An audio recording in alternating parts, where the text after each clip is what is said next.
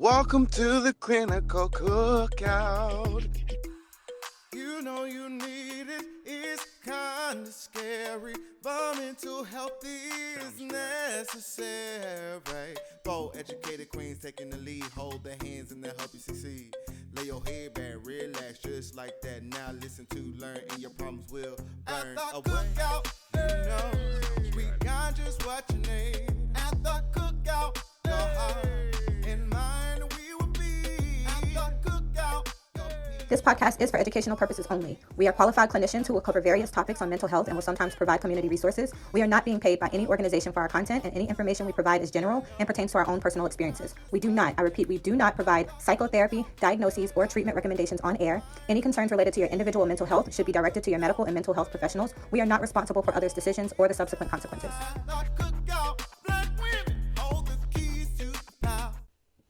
Hey y'all, welcome back to the Clinical Cookout. Today our hot sauce is going to be kind of juicy, I hope. So let me get to it.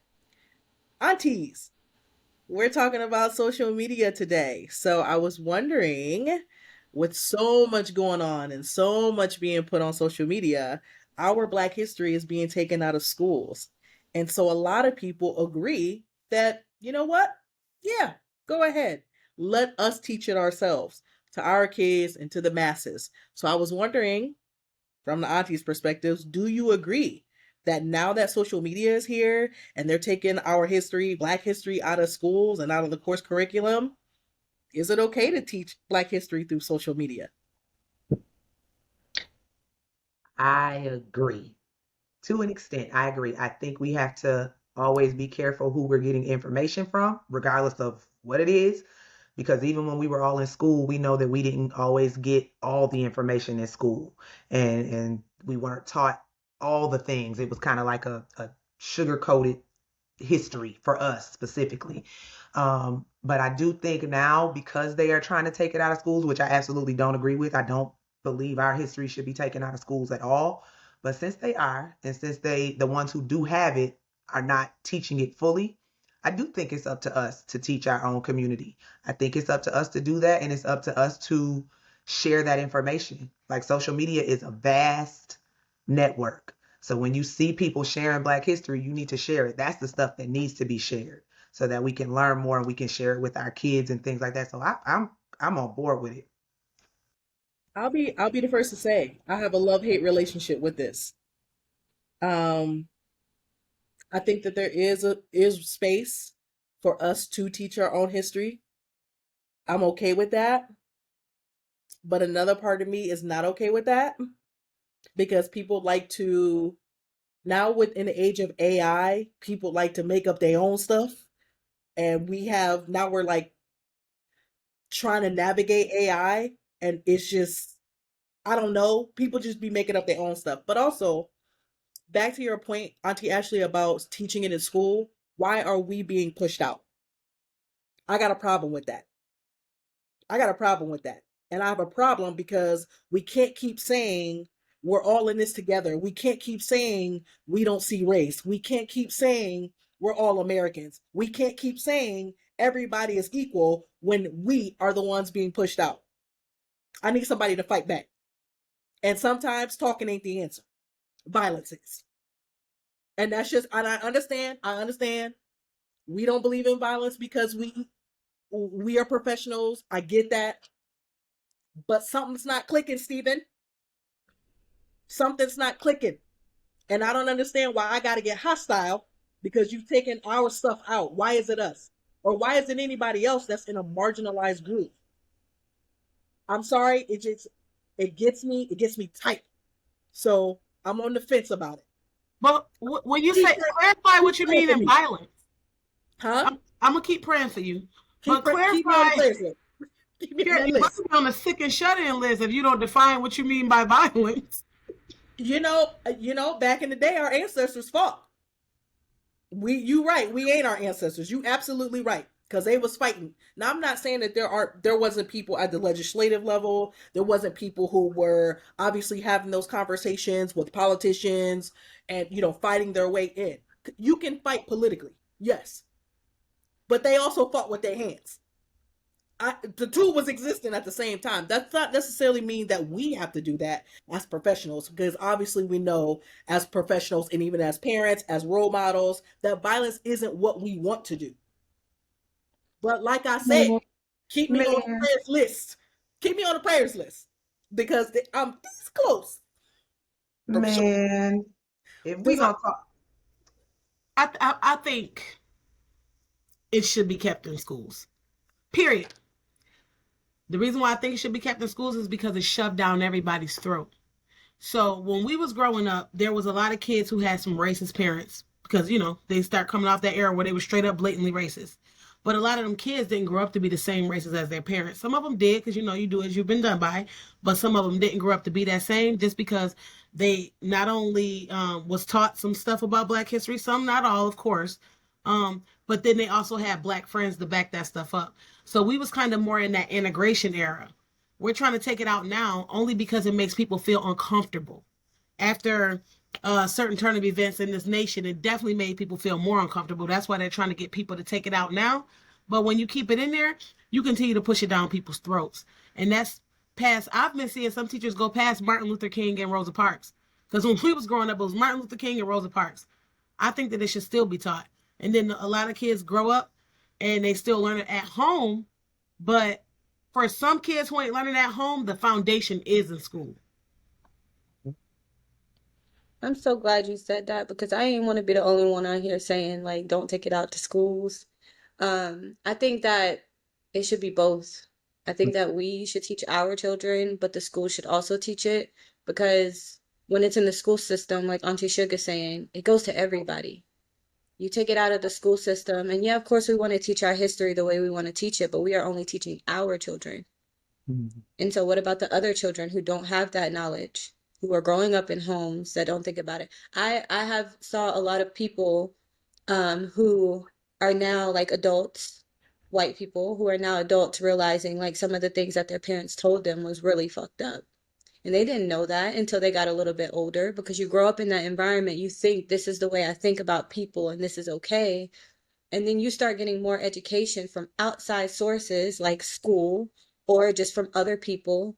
And you start realizing like this is not okay. This is not how the world works or how it should work. mm-hmm. So I think it's important for it to be you getting it from multiple sources.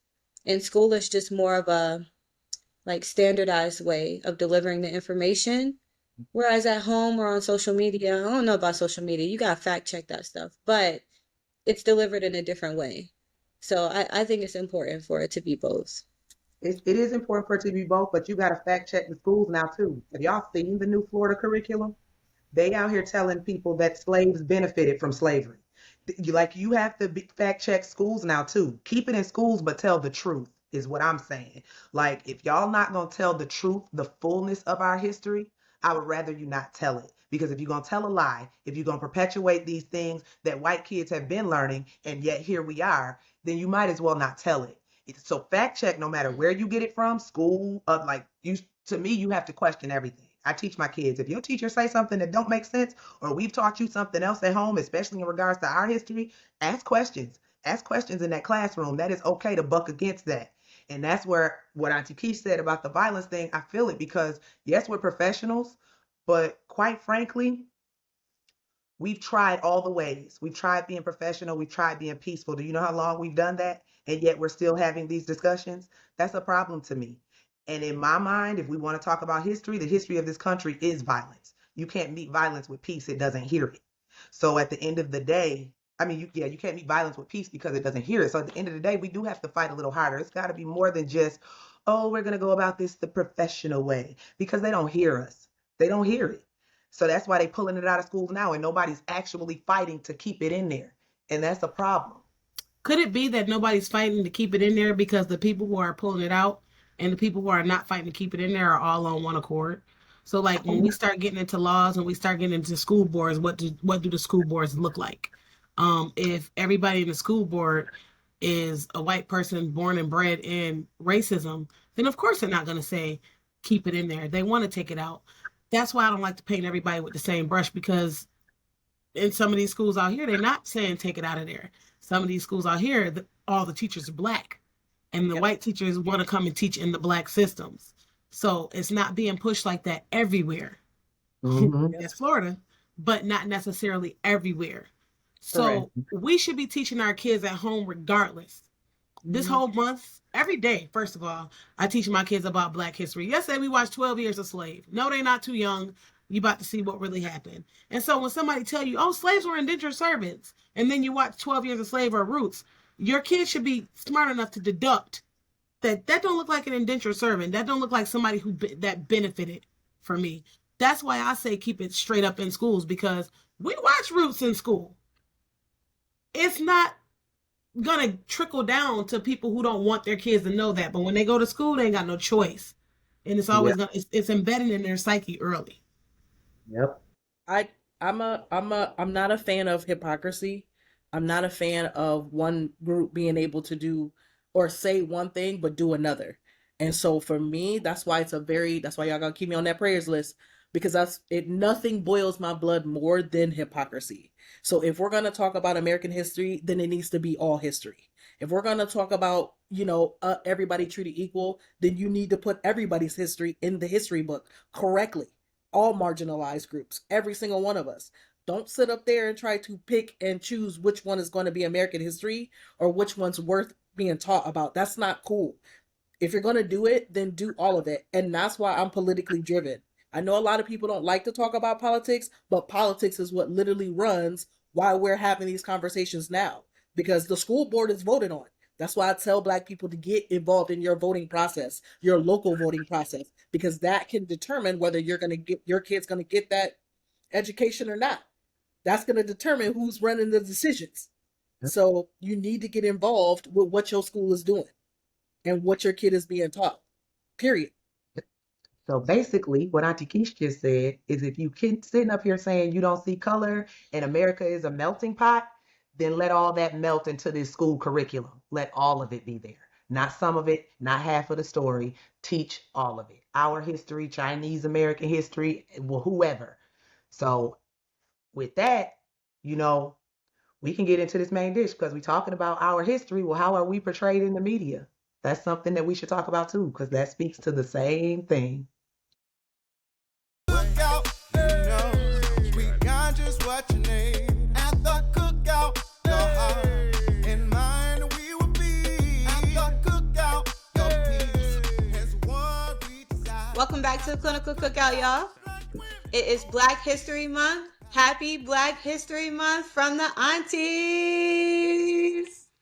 So our episode for this week is going to be about Black history, but we are going to talk more specifically about how Black people have been portrayed in the media over the years, how it has changed.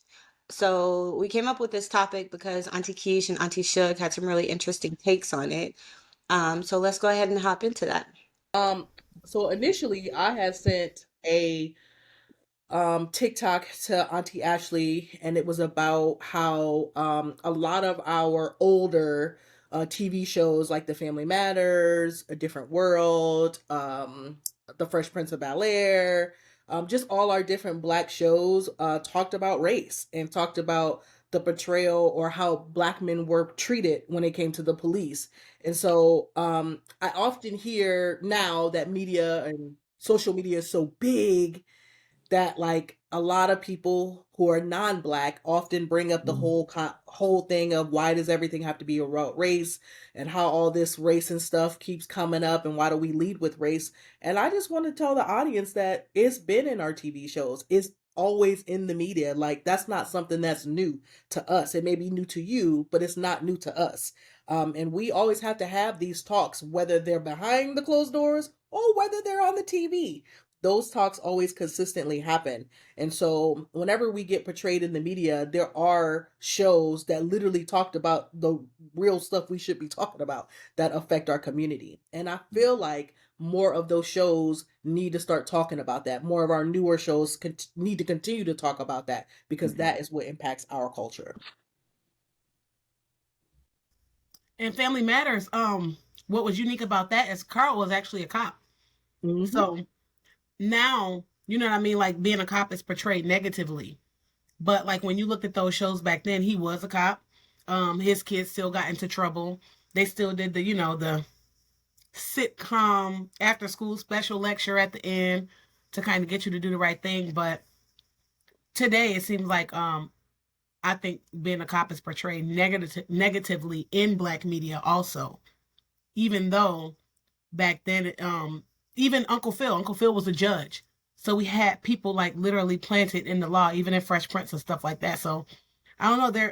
It depends on whatever narrative is being being spun. I think is the way that we look at it. So back then, it was a positive thing to be a role model in the black community in law, and now it's more so kind of being looked at it as being negative. I think so. We all know the saying, art imitates life, right? So we get these portrayals and they're meant to imitate real life. So we see things like if you take Carl, if you take Phil, even if you take Bill Cosby playing Heathcliff Huxtable, a doctor, his wife's a lawyer. Some people look at that and because that's not their lived experience, they're like, that's not real. That's not real for us. And those of us who knew people, like I knew black cops growing up. I knew that, so I saw it and I was like, oh, that is a real thing. That's possible. But also us and that portrayal that they give that makes us look at cops negatively now when they say art imitates life. I think in this case, it's a lot of times more so life because of the type of media we have now. Social media is media. And now that we have that, you get to see things that we didn't always get to see. So our view of cops has changed because we see more of what really happens. If we take it back to when Rodney King happened, that gave us a different view of police. Like we always had the view, even back in the civil rights movement, and we saw all this stuff about how cops treated us. That plays a part too. So I think with that particular situation with cops and law enforcement, it's been embedded in us because of historically what we've actually seen in real life that then art imitates. And that's true. But then there's always been there has been an uptick lately because of social media because we see it so much more readily. Mm-hmm. But it's not new because Rodney King, all that stuff wasn't new. Everybody knows that when black men went to jail, that was like the modern day slavery. So cops have always been in that portrayal back then. I think that in the 90s they tried to do a little bit more of a positive spin on it, and Mm-hmm. then like just because of the way that it has always been, Yeah. everybody already know NWA. They weren't. I'm not saying that everybody was against the cops. They were just talking about how we were treated. So it's always been there. But Yeah. I don't. I just always wonder if it's like if it's catching up with our age. So like obviously, Obama and them had them put on body cams and stuff like that because obviously people in authority need to be watched. But I think when I was thinking about the media and like the portrayal, I was thinking more of positive role model, looking at them more as positive role models in our community because it is a two-sided coin. Mm. I agree. It's about, I said this before, it's about balance. Like give for black people in media, it seems to always lean one way or the other. Either we're portrayed very negatively or we're portrayed positively to the point where certain groups within our population can't even fathom it or don't believe it. But it's like give that balance. Portray good cops, portray good judges, portray that so that people can know it's good people in all areas, but then you also have to portray reality too. Like what people do see and experience in the negative sides of things. But I think we don't do that. Like in the 90s, we had a lot more positive portrayals. So even when you saw negativity, it was a balance. It didn't feel overwhelming with negativity. You know what I think this is my theory. You know what I think the issue is? I think the issue is people don't do research and people don't know how to. And so whenever we get an image or whenever we see something, we take it as face value. And instead of being like, you know what else could it be? I always steal that from Auntie Shug. So if the audience steal that from Auntie Shug, because it's a good one.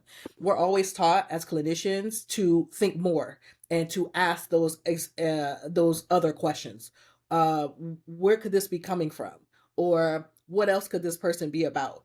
Or, just asking just those additional questions just from a posture of curiosity. And I don't think that people are doing that because they have information right then and there and they take whatever it is right then and there, but don't really know how to like sift through opinions versus facts. And people tend to meddle the two and without actually breaking that stuff down. Now we're trained, to kind of look through those things, but the average person isn't.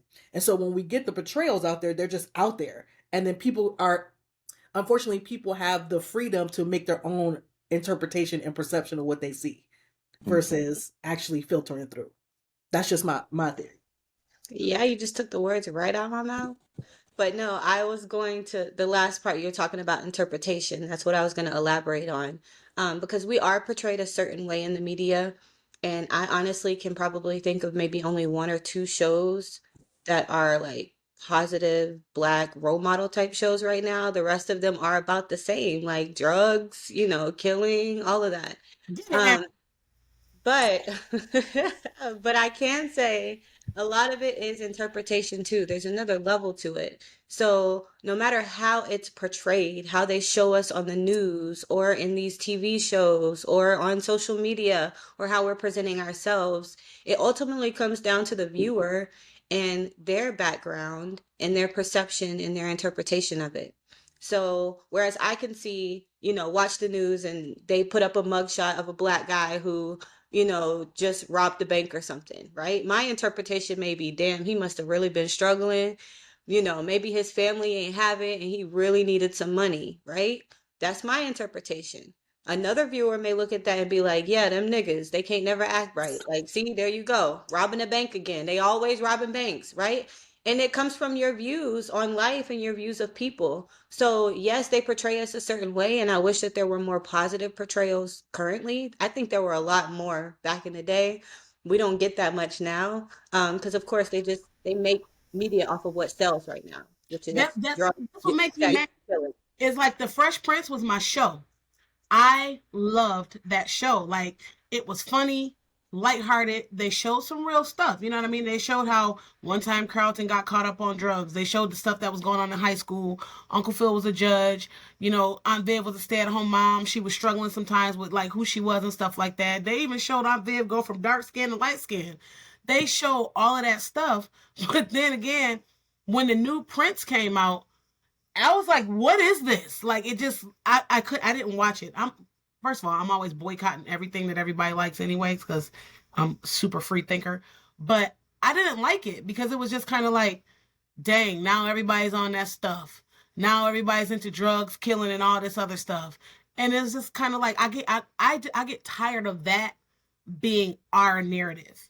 And then if I turn on every TV show, that's our narrative when we have so many better narratives out there. And I ain't saying not to portray it at all, because people like it. People like what's popular. But what else could it be in our community? Because that is not it. Yeah, I watched a few of those episodes and I meant to go, but it was actually I liked it. I liked it because I liked that it was the different spin, but for me, it always just comes back to balance. Like, we don't have the other shows. Like, you love The Fresh Prince. I loved Living Single, Martin, The Cosby Show, A Different World. All of these shows portrayed hard stuff. Like, they talked about the difficult things while also showing you a different world. So many black people wanted to go to college because of A Different World. I just knew I was going to Hillman. Okay? I knew that was a real school until I found out it wasn't. I was going to say, it wasn't real. It wasn't real. But when I was young, I was like, let me find Hillman. Where is Hillman? Find out that it's a mixture of Hampton and Howard. So that at that point, I was like, I'm going to a HBCU. Like, you have to get, but they talked about very difficult things on that show. And so to me, it's a balance, and we don't have the positive shows now. So that's what makes it difficult to see all these other portrayals now. It's like, where's the balance to this? Where's the positivity? Where's the show that shows us in a better light? Because we do exist. But like I always say, you know what? Like Auntie Amber just said, it's what people want to see. They push out what we promote. And at the end of the day, if y'all not going to support positivity, stop fucking complaining about it not being any positive portrayals. We begging people to support the clinical cookout. It's all positive. We teach you mental health. Watch it or don't complain. You can't. I see too many people complaining about the shade room, this, that. Well, it's other stuff you can be watching and you're choosing not to. So don't say that. Hype up the positive stuff if that's what you want to see. Y'all know They're not gonna do that. Y'all And know they're not gonna do that. They're not gonna do Actually, that. just whooped everybody. y'all know I'm a She y'all really know I did. love She had the finger, everything. Belt was out. But Right. they're not gonna do that because people naturally, just all humans, pay so much more attention to the negative than they do the positive. Yeah. It's just in our nature. Like I don't know if y'all have ever heard the saying that like what is it? It takes like 5 compliments to make up for a negative Yep. statement that you say to someone Yep. because the Yep. negative weighs so much. I don't know why people focus on that. I don't know why we were created this way. I'm gonna need somebody to reevaluate and figure out how we can look more at the positives because that should have been how it was from the beginning. But that's just how people are. They just want to see all that stuff and it gets them all hyped up and then it makes money. So I hate to be the bearer of bad news, but my other theory is that we're all programmed to be that way. And the reason why is because I just watched the Netflix show Griselda with Sophia. Yo, she played the hell out of that part. But what I didn't know is that Sophia is a white, like Spanish person, Mm-hmm. white. But they told her that all the roles that she's gotten, she has to play like the Spanish person who's like way different. Like they're not like she come from like a family of money, but you wouldn't know that because all the roles she plays and that the people that have her playing these parts wanted her to play the stereotypical Spanish person. And Mm-hmm. so when you have people up at the top dangling the money that's telling you, okay, well, you have to portray this person. Now, granted, that was her choice if she wanted to or not, but we have people at the top that's also dangling money, wanting you to play these roles and to get your foot in the business. So you have to portray yourself a certain way. And unfortunately, if we go back to interpretation and back to people's perception, they only take what they see instead of sifting through. And so now you have all these stereotypical roles put out there, and now people just take it as face value. And I know this because an Asian couple was on, they were not a couple, they were just Asian individuals talking about the relationship between the Asian community and the Black community. And they were like, well, why are so many Asian people kind of like distanced from Black folks, don't want to develop relationships? And they were like, because of what was portrayed through the media. Yep. If we don't talk to them, or if we don't have those conversations or even try to educate ourselves on them, our parents take what they see on the media and they see as Black people as violent. They see Black people as staying away from them. And it's because of what media has showed them. And so when you got people up at the top from a system perspective, dangling money, basically being the puppets, then they're programming people who do not have access to all the stuff that we have access to or asking those questions. They're going to take whatever they see as portrayed on media as to what we really are. And that's unfortunate. That's really unfortunate. I had a client tell me she's never been around Black people. Mm-hmm. She didn't go to school with Black people. But when she sees me, she will cross the street. Now, she's my client now. But you in my office, me with more education than you, 2 times more. Me actually giving you life advice. But you in my office saying, when I see somebody that looks like you, especially if it's a man, I'm going to cross the street. But based on where she lives and what she sees and how she sees Black people, not her interactions with them. See, and that gets me because if I were to say the same thing, if I were to say, "Ooh, when I see a white man in cargo pants, I'm crossing the street because he might have a gun and shoot up everybody." I'm wrong, right? I'm wrong, even though that's what I see in the No, media. I said that. And the reason why I said that is because I wanted to show the correlation of I see things like that in the media too. I said trench coat, but like I see things in the media too that might make me scared. So it kind of helped her turn that corner. Because I mean, we already in session. I'm not about to be like, bam, bam, it's over. Like, no, obviously you need a little bit of education, but I'm also not opposed to educating people because sometimes I hear some ignorance and I'm like, you know what? Maybe it just needs education. So right now, I'm typically not what's portrayed in the media. You don't typically see a Black girl with slang, the slang that I speak, or walking around acting the way I do with a doctorate degree that's got her head on her shoulders with 5 kids and her husband all the kids have the same father. So I'm a walking anomaly to some people. So what I've started doing was education. I put out an email every single day with a whole bunch of education for people that don't know no better, or people that might not know no better, or people that need to learn better. Saying like, this is what it is in Black culture for the whole Black History Month. And then I challenge you to, if you don't look at it and you don't read it and you don't like it, to look inward, because there's something else inside of there. Because I think that, you know, I know that they say it's not our job to teach white people. It's not our job to teach any other culture. It's not. But if nobody taught you anything, then how do you know? Now, if I teach you and you still remain ignorant, that's on you. True. I always pose it as the iPhone versus the Samsung group chat. Like, that's how I pose racism when it comes to like understanding messages. I feel like when iPhone people get together, their messages go through real quickly, right? And then you got the Samsung person like me, where it don't go through as quickly, and then I miss the message. And I feel like that's how it is with Black and white folks. We got Black folks talking, and then when we enter white folks into the group chat, or even non-white folks or non-Black folks in the group chat, they miss the message. Why do I love that? I love that analogy, man. Why do I love that? I did a training, Yeah. opened it like that. It's always like that. And then you know how all the messages come through, and then the Samsung person is the last person to get it, and then they don't want to go back and look at the messages because there's so many. And they're like, oh, I'll just get the footnotes. No. You need to go back and look, because you don't miss some important parts. And you don't miss all the messages that didn't download. Now you need to go back, and it's up to you to go back. So that's how I always pose that conversation, so people can understand from a metaphorical sense. I love that. That Samsung come in with that green bubble. And it's like, that's why you green. That's why you green in knowledge, because you got that damn green bubble. That's why. That's why you green in knowledge. But Keish, I wanted to step back and talk about what you said about, you know, how with Griselda, that example you used of her coming from, like, she's a white Spaniard, and people don't know that because of the role she plays, and she takes those roles.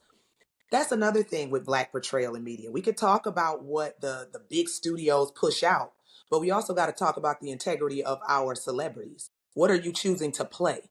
Do you know how long it took Denzel Washington to play a negative role?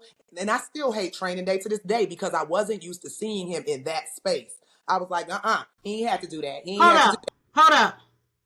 Don't do that. I'm sorry. But no, it's the point.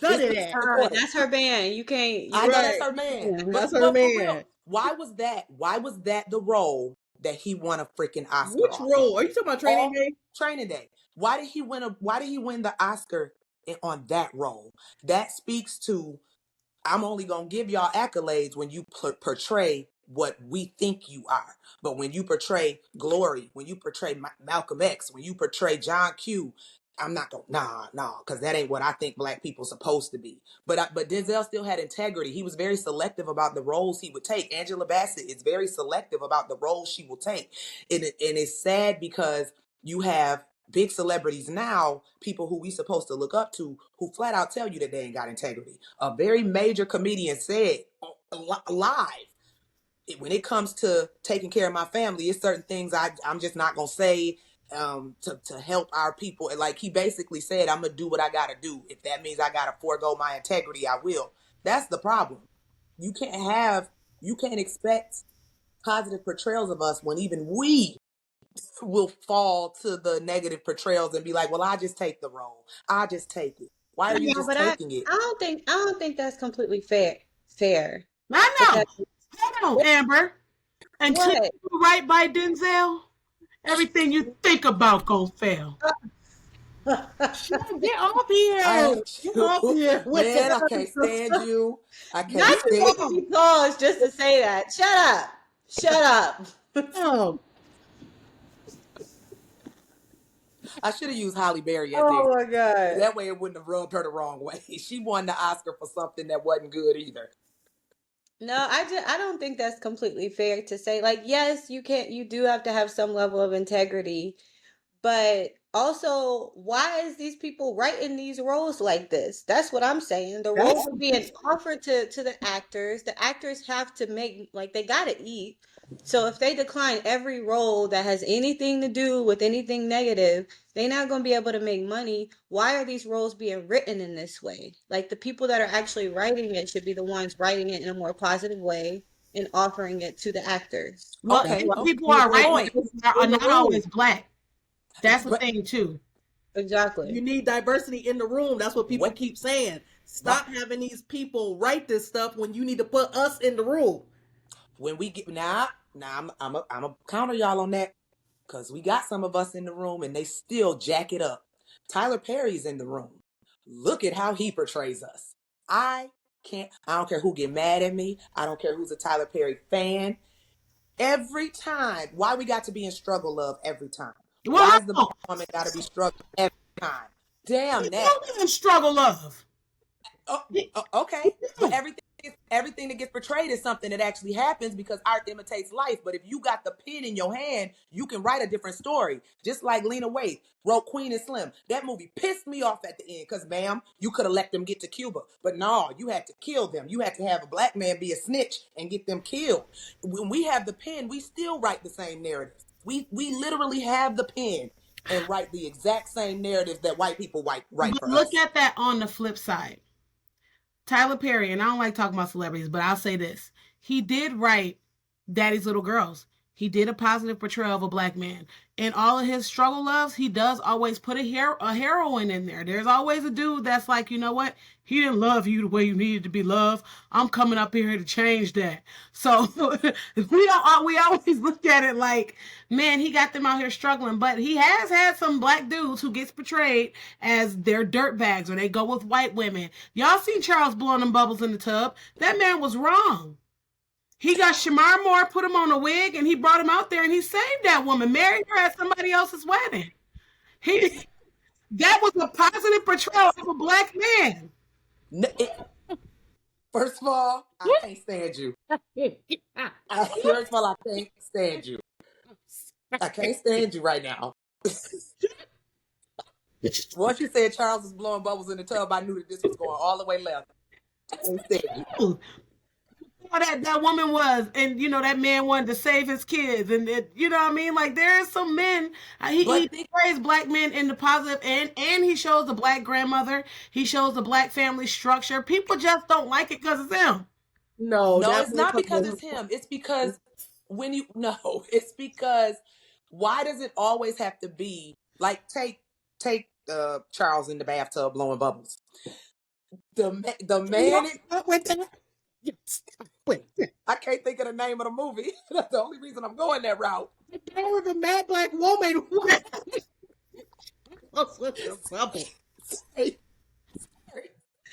Yo, it's the bubbles. Like, yo, that was the funniest part of the whole movie.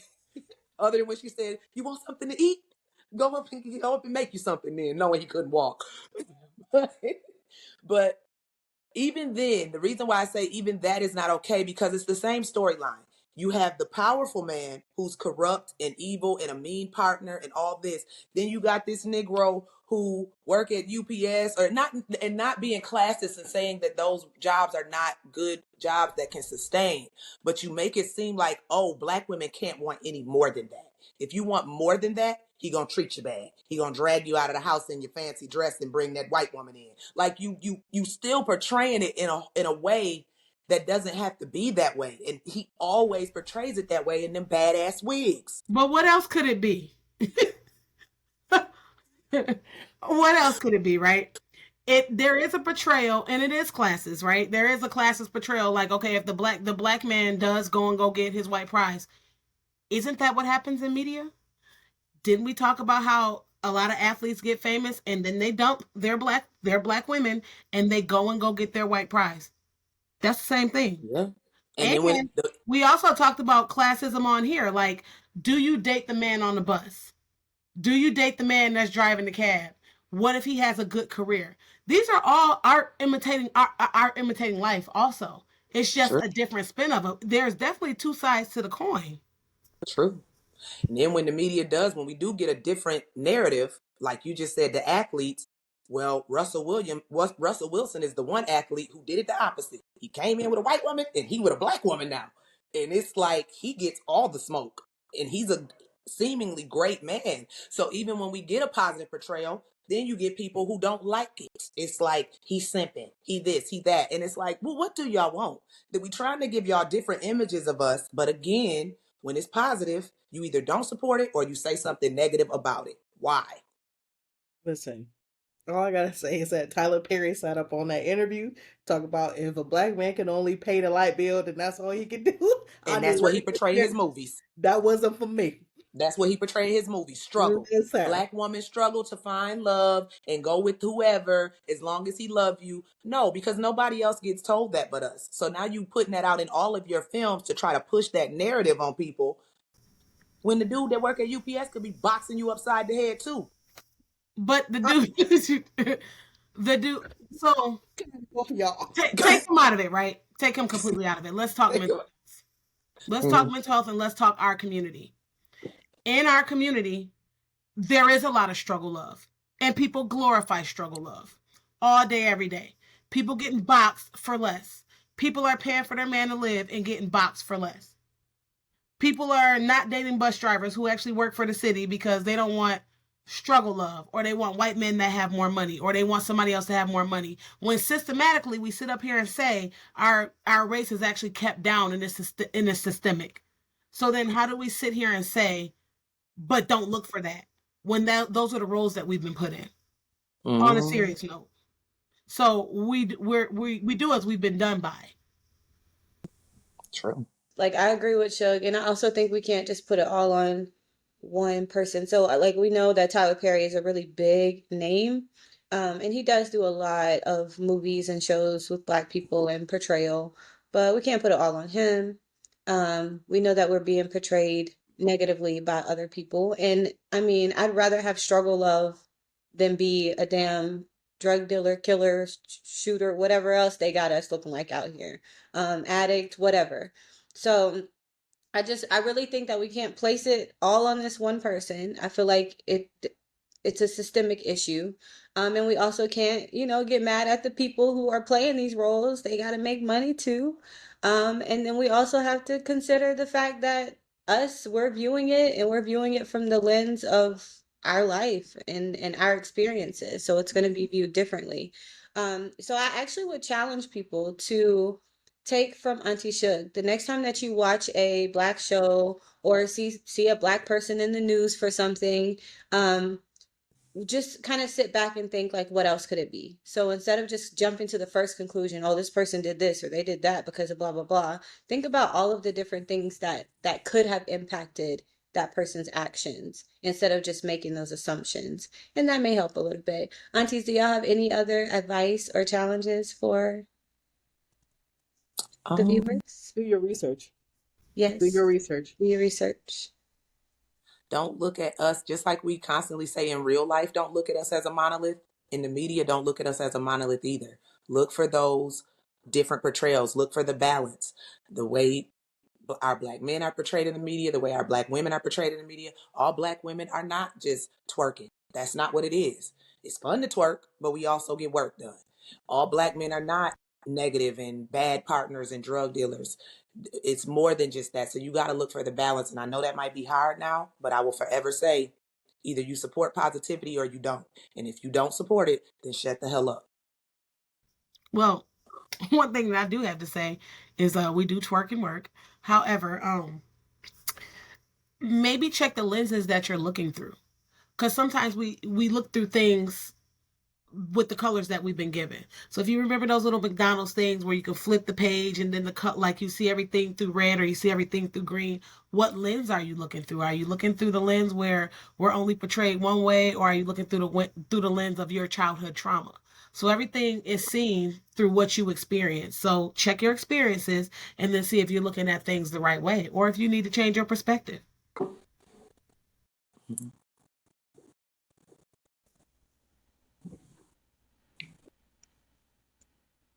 Sure. Do your thing. ending thing. So I'm gonna be looking through my lens. Keisha gonna be looking through her lens. Ash gonna be looking through hers, and Amber got her own lens. That's what we about to do. What y'all about to do?